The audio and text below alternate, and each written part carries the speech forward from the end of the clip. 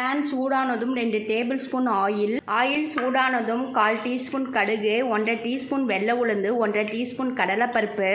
கடுகு பொரிஞ்சதும் கடலைப்பருப்பு, உளுத்தம்பருப்பு செவந்ததும் சின்ன சின்னதாக கட் பண்ண வெங்காயம் 2, பூண்டு பல் 8, கொத்தமல்லி, 2 கட் பண்ண வரமிளகாய் 6, சுத்தம் பண்ணி வச்சிருக்கிற 3 கப்பு முருங்கைக்கீரையை சேர்த்துருவோம்.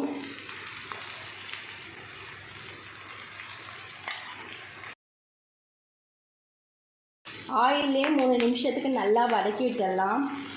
1/2 கப்பு தண்ணி, தேவையான அளவு உப்பு எல்லாம் ஒன்று சேர்த்து நல்லா கலந்து விட்டாச்சு. கீரையை வேக வச்சிடலாம். கீரையும் நல்லா வெந்துடுச்சு.